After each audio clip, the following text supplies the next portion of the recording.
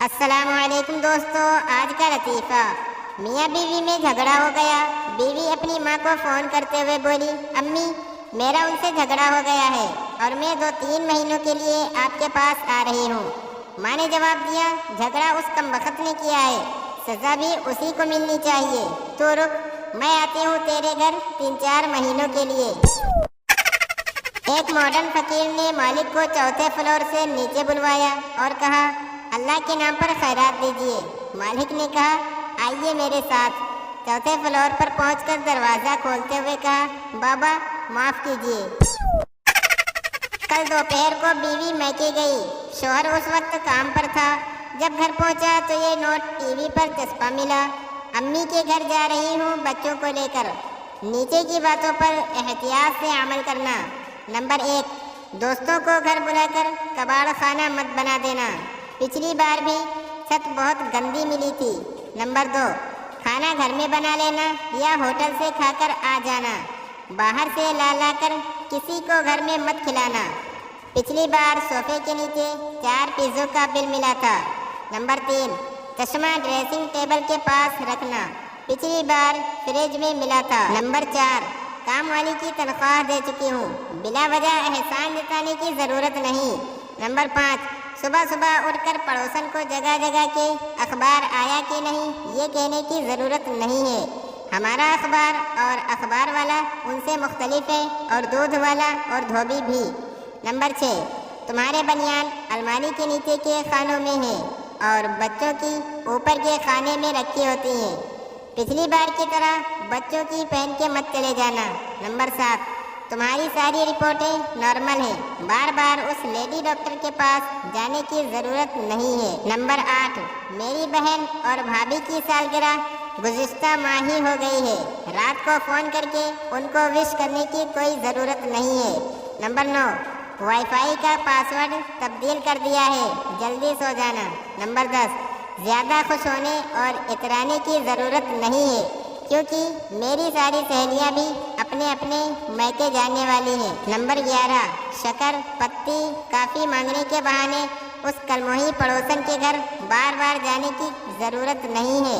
मैंने सारी चीज़ें ला के रख दी हैं। और सबसे अहम बात, ओवर स्मार्ट बनने की कोशिश मत करना, मैं किसी भी वक्त वापस आ सकती हूँ। एक आदमी जंगल में शिकार करने गया। अचानक उसकी नज़र एक जोगी पर पड़ी जो पांव स्लिप होने से खाई की जानिब लुढ़क रहा था। उस आदमी ने भागकर उस जोगी को बचा लिया। जोगी ने खुश होकर उसे 6 गोलियां दी और कहा, जब तुम बूढ़े हो जाओ तो 2 गोलियां इकट्ठी खा लेना, तुम 16 साल के जवान बन जाओगे, और अगर तुमने 4 गोलियां इकट्ठी खा ली तो तुम 6 माह के बच्चे बन जाओगे। उस आदमी ने गोलियां घर लाकर अपनी माँ को पकड़ा दी कि इन्हें बहुत संभाल कर रखना, बहुत कीमती है। वो शख्स कुछ अरसा बाद काम के सिलसिले में शहर चला गया। कुछ माह बाद वापस आया। अपने घर का दरवाज़ा खटखटाया तो एक नौजवान लड़की जिसने गोद में एक बच्चा उठाया था दरवाज़ा खोला। आदमी हैरान था कि उसके घर में ये कौन है। उसने पूछा, आप कौन हैं? तो वो नौजवान लड़की बोली, मैं तुम्हारी माँ हूँ। उस आदमी को कुछ समझ नहीं आया तो लड़की बोली, पुत्र अंदर तो आजा। आदमी हक्का बक्का घर में दाखिल हुआ। लड़की कहने लगी, एक दिन मेरा सर बहुत दर्द कर रहा था और घर में कोई दवाई नहीं थी, तो मैंने तेरी वाली 2 गोलियां खा ली तो मैं 16 साल की बन गई। आदमी ने पूछा, अब्बा किधर है? लड़की ने गोद में खेलते बच्चे की जानिब देखा और कहने लगी, ये तेरे अब्बा हैं जो जवान बनना चाहते थे तो बाकी की 4 गोलियां खा ली। एक लड़का ज्वेलरी वाली दुकान पर गया। दुकान वाले से कहा, कोई अच्छी सी अंगूठी दिखाओ, एक लड़की फंसा रहा हूँ, लगता है किसी बड़े घर की है, तोहफा भी कीमती होना चाहिए, लेकिन जेब भी इजाज़त नहीं दे रही। आप कोई ऐसी अंगूठी दिखाओ जो लगे बहुत महंगी है लेकिन हो ज़रा सस्ती। आप समझ रहे हैं ना? दुकानदार हैरानी से लड़के को देख रहा था।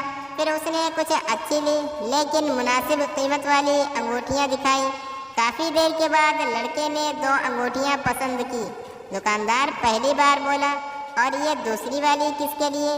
लड़का हंसते हुए बोला, उसकी छोटी बहन भी काफ़ी प्यारी है, ये ना फंसी तो बहन सही।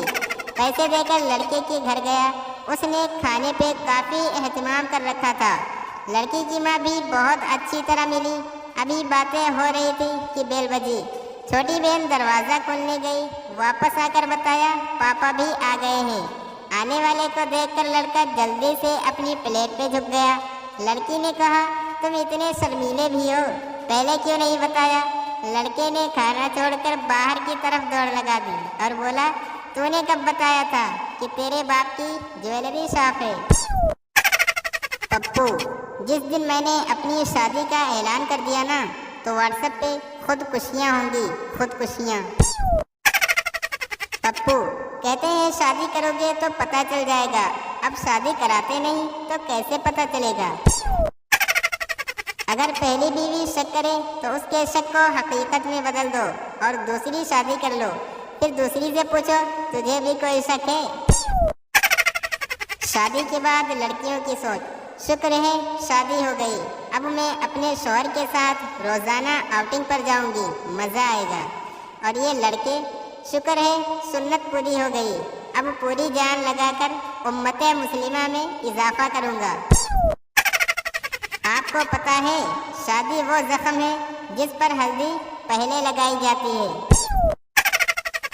شادی بجلی کے تار کی طرح ہوتی ہے، صحیح جڑ جائے تو ساری زندگی روشن، اور اگر غلط جڑ جائے تو زندگی بھر جھٹکے۔ لوگوں نے پپو کو شادی پر بلانا چھوڑ دیا، کہتے ہیں کہ یہ دلہن کو ترسی ہوئی نگاہوں سے دیکھتا ہے۔ شادی شدہ زندگی دیکھ کر سمجھ آیا کہ ہیرو ہیروئن کے ملتے ہی فلم ختم کیوں ہو جاتی ہے۔ آدمی، ڈاکٹر صاحب میری خواہش ہے کہ میں لمبی زندگی جیوں۔ ڈاکٹر نے کہا تم شادی کر لو۔ آدمی نے پوچھا ڈاکٹر صاحب شادی کے بعد زندگی لمبی ہو جائے گی؟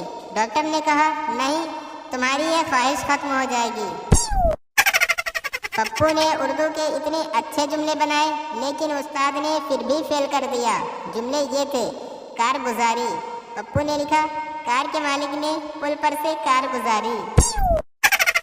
اگر بتی، ابو کہتے ہیں کہ اگر بتی چلی جائے تو موبائل کی لائٹ جلا لیا کرو۔ لگاتار، میں نے ٹی وی کا تار اٹھاتے ہوئے اپنے دوست سے کہا کہ میچ آ رہا ہوگا، جلدی سے لگاتار میچ دیکھتے ہیں۔